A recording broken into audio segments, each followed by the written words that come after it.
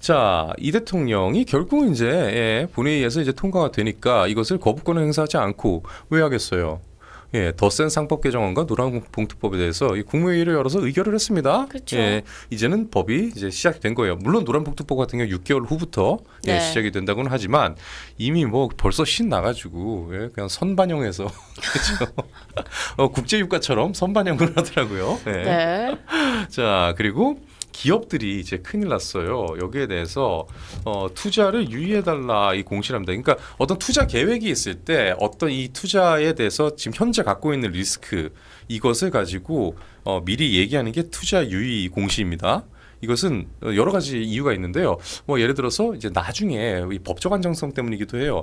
나중에 이 예상이 되는 리스크가 있었음에도 이걸 공시를 안 했다. 그랬다가 이제 뭐 투자자들에게 손실이 끼쳤다 이러면은 나중에 그 뭐랄까 책임을 떠안아야 네. 되잖아요. 그러니까 법적 책임을 회피할 수 있는 그런 역할도 하지만 이게 또 다른 역할도 한데요. 이 정책에 대한 입장을 이런 식으로 표명을 한다는 거예요.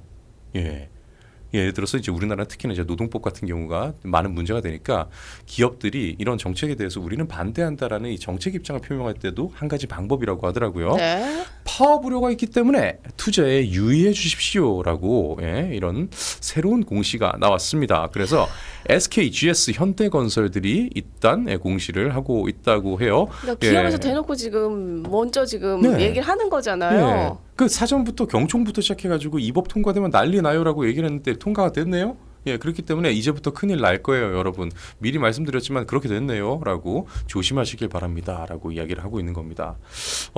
자, 그래서 여기 뭐 세부로 한번 좀 들어가 보면요.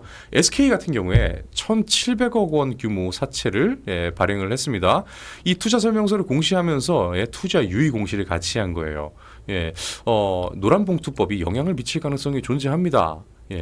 이래서 이 개정안 노란봉투법은 회사의 사업 경영상 결정이 근로조건에 영향을 주는 경우에 노동쟁의 행위가 가능해지기 때문입니다. 한마디로 우리가 뭔 결정을 해도 파업을 할 가능성이 있습니다. 조심하세요. 라고 미리 이야기를 하는 거예요. 네. 그리고 여기에 대해서도 뭐 석유화학업계 그리고 SK 외에도 GS, 현대건설 등이 다 사용자 범위 그리고 파업 대상을 확대하기 때문에 여기에 대해서 기업 경영에 부정적 영향을 줄 수가 있고 투자에 이에 따라서 주의하십시오.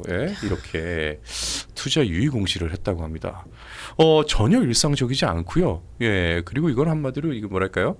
민주당 리스크예요. 이거는. 네. 이건 민주당 리스크입니다. 좌파 리스크예요. 그런 와중에 IT 업계라고 무사할까? 판결을 뒤흔들고 있는 노란봉투법입니다. 한번 들어보시죠. 계열사가 많은 네이버랑 카카오가 벌벌 떨고 있다고 하네요. 자, 이것도 어떤 내용인가요? 그럴 수밖에 없죠 지금. 뭐 어떤 기업이라고 여기에 영향을 안 받겠습니까? 그러니까요. 이게 IT도 전혀 예외가 아니죠. 이거 보니까 이게 그 업계가 완전히 그 공룡이잖아요. 네이버랑 카카오는. 그렇죠. 그렇기 때문에 수많은 자회사와 또 계열사가 있는데 여기에서 노란봉투법 때문에 이제 얘네 큰일 나게 된 거예요. 이 모든 교섭 단체가 지금 교섭 대상이 어마어마하게 많아지게 된 거잖아요. 그래서 결국 이제 플랫폼 기업인 네이버랑 카카오에서 먼저 목소리가 나오고 있습니다. 지금은 원래 그 전에도 뭐 이제 이 노조들이 이렇게 이야기를 했대요. 근데 웃긴 게 이게 노조가 민노총의 화섬식품노조 밑에 이제 네이버 지회가 있다고 하네요.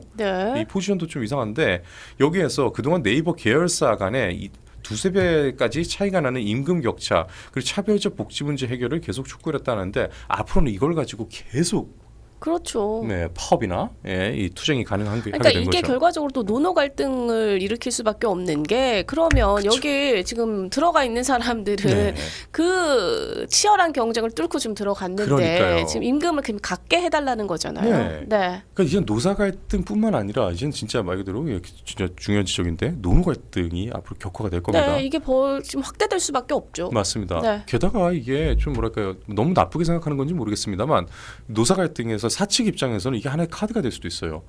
이게 말 그대로 노노 갈등 문제를 부각을 시키다 보면 자기들끼리 싸우다가 정작 사측이랑은 좀 싸우는 데는 집중을 못할 가능성이 있거든요. 이걸 기업 입장에서 회사를 보호하기 위해서 사용을 안 하겠습니까? 이런 전략을. 그러니까 사회가 좀 더 갈등이 좀 많아질 것 같다. 이런 우려도 같이 드네요.